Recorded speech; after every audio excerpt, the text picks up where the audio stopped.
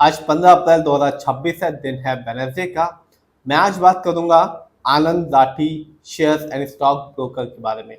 इसलिए इस कंपनी के बारे में बात करूंगा कि कंपनी ने अभी ही अपने मार्च क्वार्टर के रिजल्ट को डिस्क्लोज किया है। साथ ही साथ कंपनी ने यह भी बताया कि कंपनी आने वाले कुछ दिनों में अपने शेयर होल्डर्स को डिविडेंड देगी, और वो भी पहली बार। हर एक शेयर के बदले में 5 रुपए का डिविडेंड कंपनी देने वाली है।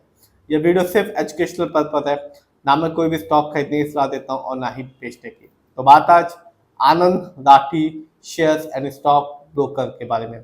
जैसा कि नाम से पता चलता है, ये एक ब्रोकिंग कंपनी है और ये कंपनी 1991 में बनी। और कंपनी ने अनाउंस किया है कि कंपनी ने अभी ही अपने फाइनेंशियल्स को मार्च क्वार्टर के नंबर को डिस्क्लोज किया है। इसमें बताया गया है कि कंपनी का नेट प्रॉफिट 126% बढ़ गया है। साथ ही साथ कंपनी ने यह भी अनाउंस किया है कि कंपनी आने वाले कुछ दिनों में अपने शेयर होल्डर्स को पहली बार डिविडेंड देने वाली है, हर एक शेयर के बदले में 5 रुपए। यानी कि जिसके पास भी इस कंपनी का एक शेयर होगा, कंपनी उसको 5 रुपए देगी। ये तो बात है अनाउंसमेंट की। देखते हैं इस कंपनी के रिटर्न को। बात करें इस कंपनी के शेयर प्राइस की, तो आज जब 3:30 बजे मार्केट बंद हुआ तो इस कंपनी का शेयर प्राइस था 583 रुपीज 70 पैसे, और आज इस कंपनी ने 1.82% का रिटर्न निकाल के दिया। कह सकते हैं कि जो कंपनी ने अपने फाइनेंशियल्स को डिस्क्लोज किया है और ये भी अनाउंसमेंट किया है कि कंपनी डिविडेंड देने वाली है, इसकी वजह से आज कंपनी ने अपने शेयर होल्डर्स को एक ठीक ठाक रिटर्न निकाल के दिया। ये तो बात है आज की, लेकिन आप हमेशा 1 साल से लेकर 5 साल तक के रिटर्न को देखें, तभी किसी भी कंपनी में अपना पैसा लगाएं। बात करें इस कंपनी की, तो 1 साल में जब मार्केट अधिकतर समय डाउन था, इस कंपनी ने अपने शेयर होल्डर्स को मेरे हिसाब से तो बिल्कुल भी निराश नहीं किया। इस कंपनी ने अपने शेयर होल्डर्स को 34.95% का रिटर्न निकाल के दिया। यानी आज से ठीक 1 साल पहले इस कंपनी का शेयर प्राइस था 445 रुपीज का, जो आज के दिन है 583 रुपीज 70 पैसे। तो जिसने भी 1 साल पहले इसमें एक अच्छा अमाउंट लगाया, शेयर की एक अच्छी क्वांटिटी खरीदी, उसे इस कंपनी ने बिल्कुल भी निराश नहीं किया। रिटर्न के मामले में तो कंपनी ठीक ठाक साबित हुई। आगे जानते हैं इस कंपनी के स्टॉक के परफॉर्मेंस को।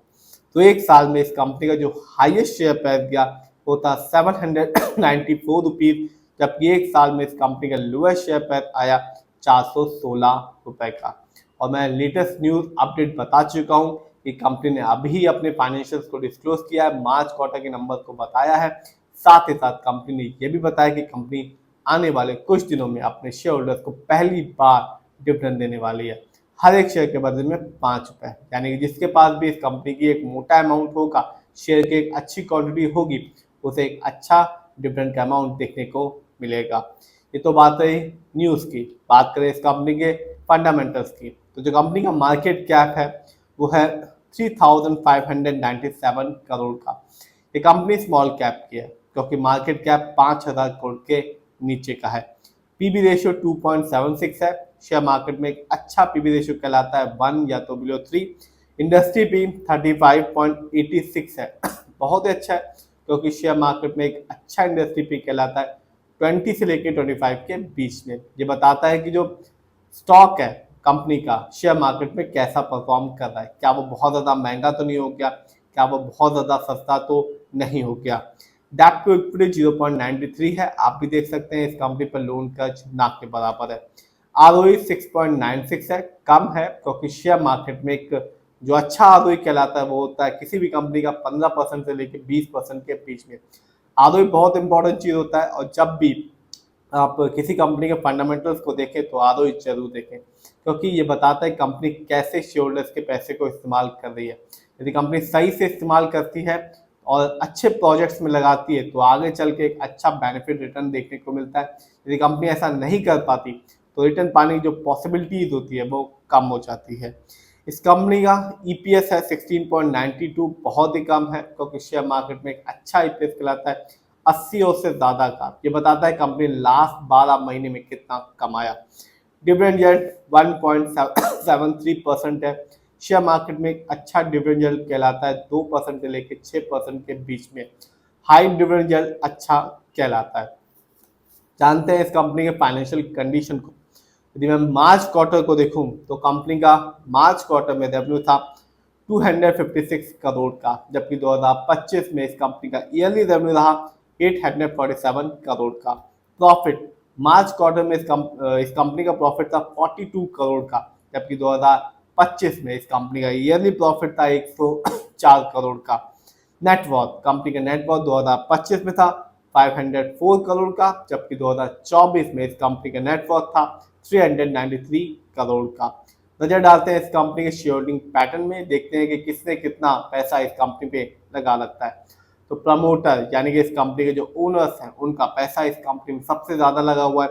प्रमोटर की होल्डिंग है 69.92% की, जबकि रिटेलर्स यानी कि हम लोग का पैसा इस कंपनी में लगा हुआ है 22.80% का, जबकि डीआईआई का पैसा लगा हुआ है 3.10% का। म्यूचुअल फंड की होल्डिंग है 3.3% की, जबकि एफआईआई यानी कि विदेशी निवेशकों का पैसा इस कंपनी में लगा हुआ है 1.97% का। तो मेरे हिसाब से तो कंपनी ठीक ठाक है। एक साल में बहुत ज़्यादा रिटर्न तो नहीं दिया, लेकिन निराश भी नहीं किया। 34% का रिटर्न निकाल के दिया इस कंपनी ने, और आज भी एक अच्छा रिटर्न निकाल के दिया। रीज़न ये है कि कंपनी ने अनाउंस किया है कि मार्च क्वार्टर के अपने नंबर को डिस्क्लोज किया है, साथ ही साथ डिविडेंड की भी अनाउंसमेंट की गई है। पहली बार ये कंपनी अपने शेयर होल्डर्स को डिविडेंड देने वाली है, हर एक शेयर के बदले में 5 रुपए का। शेयर प्राइस ठीक ठाक ही है, महंगा हो सकता है, बहुत सारे लोगों को लगेगा कि महंगा है, 500 रुपये से ऊपर का है, लेकिन शेयर प्राइस महंगा है, लेकिन रिटर्न भी कंपनी अच्छा दे रही है। और ऐसा ही होता है, जो अच्छी कंपनी होती है उनके शेयर प्राइस थोड़ा बढ़ा हुआ होता है, लेकिन वो कंपनी अपने शेयर होल्डर्स को बिल्कुल भी निराश नहीं करती।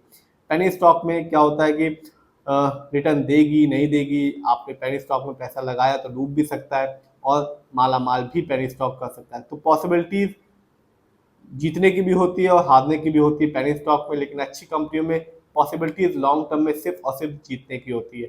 फिर भी आप जिसमें पैसा लगाएं, खुद रिसर्च करें, एनालाइज करें, अपने फाइनेंशियल एडवाइजर की राय लें, तभी अपने पैसे को शेयर मार्केट में लगाएं।